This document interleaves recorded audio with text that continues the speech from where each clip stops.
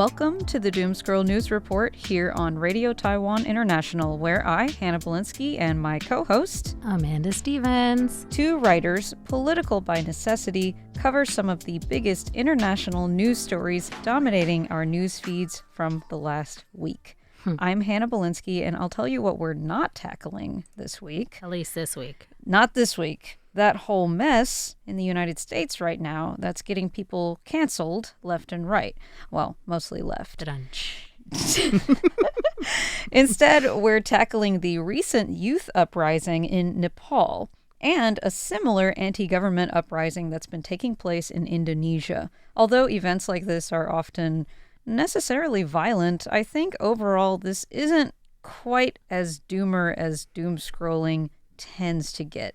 Amanda, do you ever dream of revolution? What a question. Here's what I will say. This is something that that has come up in multiple conversations I've had, mostly since moving to Taiwan. I think a romanticized idea of revolution is fundamental to the American psyche, and also how Americans view a lot of other countries. It's interesting. What makes you say that? The thing that made me first think about it was whenever I talk to people about Taiwan, for example, and then just that idea that like, oh, well, Taiwan is one little country out here that like wants to be independent. Just saying that sentence, regardless of however many people in Taiwan do or don't want that. Yeah. I think a lot of Americans' immediate sympathies would be to immediately back that. Yeah, yeah. Or immediately be like, oh, that's right. what you should do. Now, I don't think that always matches up with the reality of what revolutions are. Sure. But I think that a lot of Americans have sort of that idealized and kind of romanticized idea and soft spot, I think. For that too. idea of like revolution, and especially when it's like the little guy versus the big guy. Yeah, stick it to the man type thing. Yeah. Now, unfortunately, in world politics today, we've lived long enough to become the villain. But today, I actually am really excited to talk about these stories because I think that they do sort of exemplify that idea of like trying to take back control over something. Yes, the spirit, the true spirit of revolution. Yeah. Well, that's a great segue into our first topic. Let's talk about Nepal. Let's.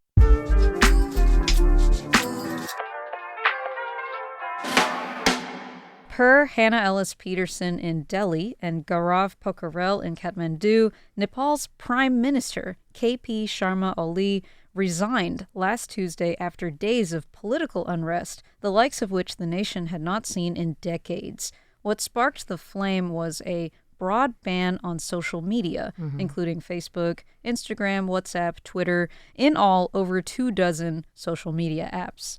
Many Nepalese, in particular the nation's Gen Z citizens, viewed this as an attempt to suppress freedom of speech. And if this was the match, the kindling was this overall feeling of frustration and discontent they had with corruption, nepotism, and economic issues like unemployment. Protesters hit the streets and things started off relatively calm, as they do, but escalated over the course of several days, culminating in clashes with security forces armed with tear gas, rubber bullets, and in some cases, live ammunition. It should be said that this was something that was, if it was already on fire, gasoline to the fire. Oh, yeah. Because did not make things better. Yeah. Did not make things and better. it has been confirmed by Amnesty International. So in all, 72 died and more than 2,000 were injured in the fray. The kids burned down government buildings, including Parliament and Ali's home, as well as the homes of the president and other prominent ministers. But hey, you can't say that what they did didn't work, because Parliament was dissolved. And Ali, who is 73 years old, by the way, finally resigned on September 9th. Former Chief Justice of Nepal, Sushila Karki, also 73 years old, was sworn in as the country's prime minister Friday, September 12th.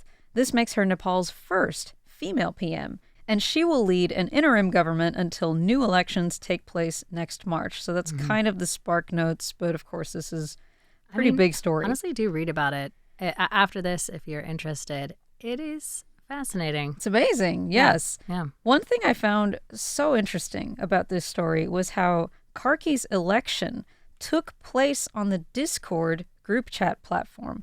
That is, I think, the most Gen Z thing I can imagine. I actually found it out today, and I Yeah? literally laughed out loud when I heard that. For those who don't know, Discord is an instant messaging and voice chatting platform, and it allows users to create communities or servers, which are collections of chat rooms and voice channels. It's kind of the new version of forums in that they enable people with niche interests to gather and discuss those interests. And they're also often used as a way to chat while online gaming. Have you used Discord before, Amanda? I don't use it often. I've used it for online gaming, but I also used it to communicate and coordinate for the wedding that I mentioned I just came back from. We're not Gen Z. Yeah, we're not Gen Z, and I think that reflects in our particular use of Discord because we don't use it nearly as much as younger people do. What do you think about these Nepalese kids' application of the Discord platform? You know, I bet their 70-year-old politicians didn't even know what Discord was. I would have to say my favorite thing about the fact that they did use Discord is the fact that every news story, whether it's an audio format or a written format or like an audio visual format, has had to include a section that is like they elected their new interim PM via Discord. What is Discord? And then they have to explain it. And that, I think, is my favorite part. Although I know that it did cause some friction, I guess, with definitely at least like the other parties. And I'm still on their side. Like I led this with like my whole discussion of like sort of this idea of leanings and romanticism. I still love the fact that these protesters were able to elect an interim person. Totally. And I think using a platform that at least many of them are familiar with is good. Yeah. My only concern is that I think it leaves it more open for dispute. Through more legitimate political, through more legitimate, or by legitimate, I guess what I really mean is long-standing political reform. That being said, Nepal is not a really old, it's not an old democracy. So the quote-unquote long-standing isn't actually that long-standing, which in this case I think is a good thing. Yeah. And as for the interim prime minister being 73, just the same age as the one they just booted, I think their options were kind of limited in that regard because when I looked it up, Nepal's government versus the median age of their population is like the starkest age gap between leadership and the population of a given country in the world. Actually, guess what? Second is India, and third is the United States. Oh wait, what? No. Although this like is actually very validating. Oh yeah, no, yeah, being led. I mean, it all contributes to this idea that you're being led by these people who are totally out of touch with what you need. Yeah. Who are. One thing that I've been sort of like wrestling with as I was reading the coverage of this was that they kept being called the Gen Z protests, and everyone just being blanket called Gen Z, only because I feel like in a lot of at least American or English-speaking news coverage right now, that might lead people to dismiss them or their efforts or their concerns. Yeah, look what these kids are up to. As kids, exactly. When at this point, a lot of people think of Gen Z as kids. That's not the fact. All of these people are over 20. Yeah, they're between 20 in their and 20s 30 now. Right? They're all young adults. They're all people who have, most of them graduated college. If they're not in college right now, they're trying to enter the workforce, and a lot of them have had to travel outside of the country to get work. They're pretty grown now. Yeah. Right. So I don't know if it's quite a concern, but something that I'm wrestling with while I read these. I get what you're saying. I think another really interesting thing about this youth uprising is the way social media fueled the protesters' growing frustration by showing them all the well-to-do children of the Nepalese elite living the high life. And it formed the basis of their movement by giving them a space to criticize their leaders and organize. And finally, the impetus of the protests ended up being that the government tried to take that very social media away from them, citing misinformation and national security concerns. And social media is, of course, the way I learned about these protests. I think they really underestimated the power that the internet and social media has in mobilizing younger generations, in large part because they're just too old to keep up. You know, like I said, most of their now former politicians were 60, 70, even 80, which is totally at odds with the median age of the Nepalese population, just 25 years old. Have you observed similar trends with people our generation and younger using social media to express themselves and to do political activism here in Taiwan and at home. Yeah, absolutely. I would say that actually social media is something that in this way, at least in America, politicians have actually really stepped up into paying attention to and like driving people from social media. In good and bad ways, I think. Yes. They have seen how powerful it is, how you can control the narrative or obfuscate the narrative or whatever you want to do with the narrative. So I think that it's something that is very politically activating for a lot of people. And I think it's where a lot of people get their information because it's something that we're on all the time. Totally. It's where I get all my information. Yep. I know it's where you and I discuss frequently being able to get information on, for example, Israel-Palestine. Right. It's where a lot of people go for breaking news because now that's one of the only places that we get breaking news. And it's also, I think, one of the fastest ways to be able to share information and information through a non-government or theoretically non-politically controlled mechanism, though that's not always true, as has borne out in some countries where it is actually politically cracked down on. Right. I think this was a real mishandling and misunderstanding of how much people use that every day. Yeah. It is basically like a podium for everybody. It can be a really powerful platform for free expression. Yeah. I think every day, pretty much, I see people posting their opinion or something that they support, through, for example, Instagram. Flick through their stories. It's been nonstop recently, for reasons. People can hear us, I imagine, dancing around like our thoughts on social media right now. Another aspect to consider in why people are so reliant on social media, especially younger generation, especially in Nepal, is that factor that a lot of young Nepalese and like middle-aged Nepalese had to leave the country in order to get work. Yeah. And so how do you stay in touch? Social Probably media. through social media, right? So not only is it that people are like using it to express their opinions or get news, that's also the only way that you're allowed to get in touch or stay in touch with your family or friends. Pretty much. And so to have that completely locked out by a government that just sees it as excessive criticism, which it seems to be like they had some sort of reforms that these companies had to sign up for in a certain amount of They time. had to register. Right. But some of the issue was they felt that these were like overly critical venues, which they probably were because a lot of people were very upset. Sure.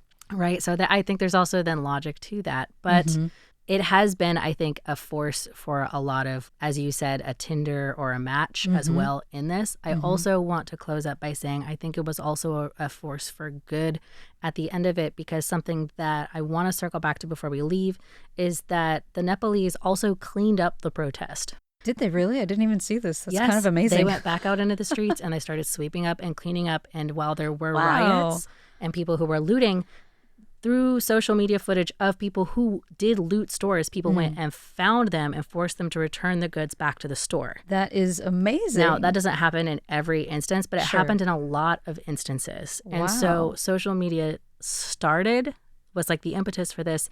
But that's also the way that people then connected and agreed and kind of like, I'm sure there was also like in-person commentary as well, but they also went back and cleaned up. And I think that a lot of that coordination probably also happened through social media. So it's kind of a bookend to both of these. And as for where it's going to go, we're going to have to wait and see. Their next elections are for March. Right. So with all of that said, for now, let's move away from the mountains back toward the sea, because Nepal isn't the only country that has experienced some major political unrest this month.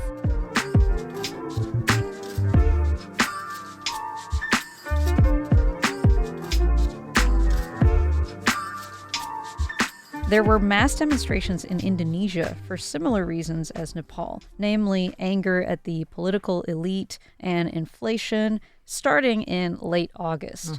The main issue was the government's decision to provide a $3,000 housing allowance for national parliamentarians on top of their salaries, which I read somewhere in one of these articles that I'm going to post in our notes. that the salary is like 10 to 15 times the minimum wage salary. If you combined that garnished bit to their salary, that's like 10 times what the average No, I thought it was Indonesian just person. the bonus. No, really? We're going to clarify. But yeah, the point is that these people are making like exorbitantly, they were already making much, much more than Indonesians who are dealing with a cost of living crisis. Right. And then after they were making much, much, much more, they got a $3,000 housing stipend so they wouldn't have to pay for housing on top of that. Right. Meanwhile, everyday Indonesians are eating dirt. But things really boiled over in early September when, during clashes between protesters and authorities, Jakarta police accidentally ran over and killed a 21-year-old delivery driver named Afan Kurniawan. People saw the rich getting richer and the poor getting poorer, and they had enough. They started raiding, looting, setting fire to the homes of the elite, and much like Nepal's protests, this movement was also driven primarily by younger people, by Gen Z. So, 5 Indonesian ministers have since been removed from their posts. Indonesian President Prabowo Subianto is still in power, however, and this past Wednesday he appointed former rival and retired Army General Jamari Chaniago as the new security minister in response to the protests. This seems like the opposite of what protesters want, since they specifically have been demanding less militarized policing. In fact, installing Chaniago seems to send a message that Subianto is doubling down. While Nepalese protesters were able to topple their PM and dissolve parliament, Indonesian protesters have only been able to force a cabinet reshuffle and rollbacks of the perks for parliamentarians. I think this mainly comes down to the fact that Subianto is a former general himself, so he's got Indonesian police and security in his pocket, and they were able to crack down a lot harder on protesters. It also seems like the structural problems in Indonesia run much deeper, and the government has better control of the narrative. So these protesters are just up against a much bigger machine. But what do you think Indonesia's movement could learn from Nepal's?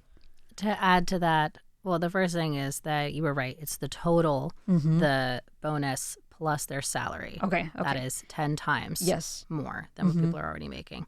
But then back to your question and back to the point you were making, I think there's also an issue where it feels like the relationship between like the Nepalese public and their army, which was one of the last standing institutions from the previous government, and the Indonesian people and their army is fundamentally different. Yeah. Yes. In such a way that like while the army in Nepal was sort of respected and kind of stepped up as like mediators between these two things, that is the opposite case. In Indonesia, it's basically the arm of the president. Right. Yeah. And it used to be like a military the dictatorship. arm of the prime minister, rather. Right. Yes. So what I will say is that I do think that the Indonesians, from things that I see right now, are fighting really hard. Yeah. And I think that, like you said, they're kind of up against like something that is much more It's more entrenched. well organized and more well entrenched. I think the thing that the Nepalese revolution had, I'll start calling it a revolution, but we'll see. At least riots. It kind of is. Yeah, what they had that Indonesia doesn't seems to sort of be an element of surprise, to be honest. Oh, yeah. I don't think anybody expected them to. I mean, few times do you really expect a revolt, but like especially to this degree, I don't think that was expected in any way. Yeah, they did seem to be completely shocked. You know, I can imagine these boomers being like, whoa, you know, right. Airlift me out of here. Which is exactly what happened.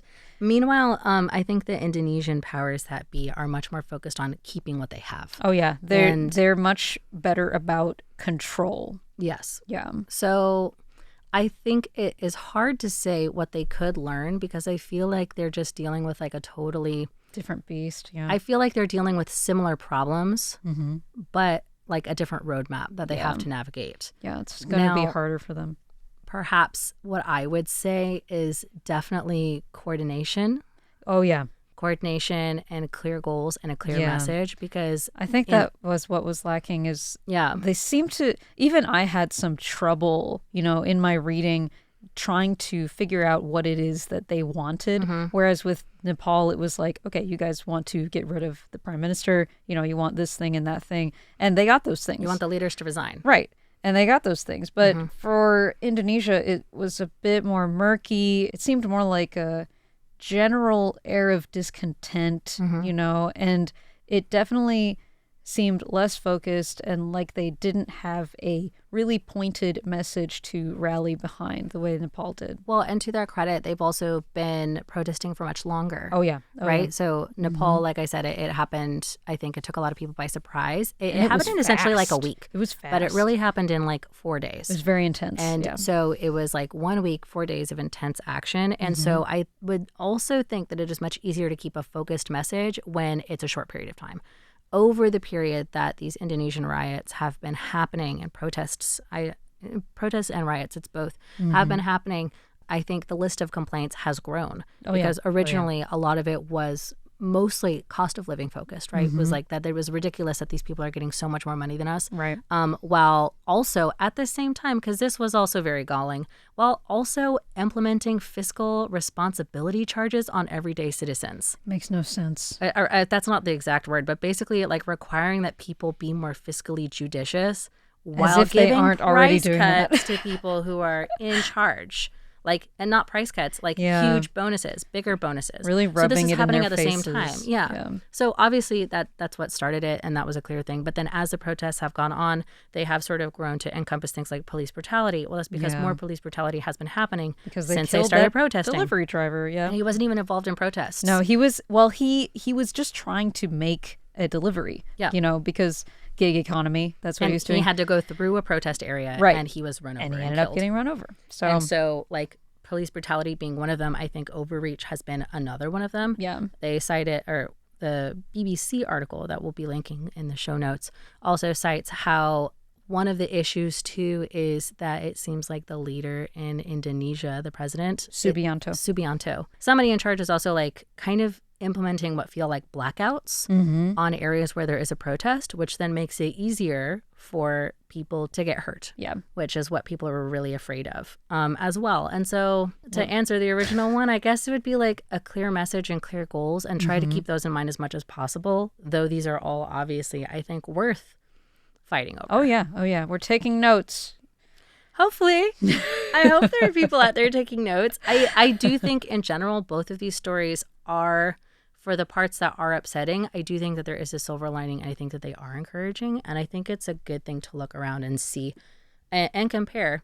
In the Guardian or the Independent article you shared, somebody is talking about how Gen Z is an impatient generation. Yeah. But it's meant in sort of a positive way, because they said that today you can compare societies in just a few minutes around the world. Yeah. And you can see how the gap between effort and result is growing and not actually connecting and not making sense. And so people want change, and they want to make change happen now and faster. And I think that it is encouraging to see people not stand for being treated like dirt. Sure. It's very inspiring. Yeah. I think this was a good topic for us to cover on the program this week, because although it's still a little bit dark, it is a violent matter to revolt against They your are both government. violent. We can't cover that up. But it's, in the end, pretty inspiring.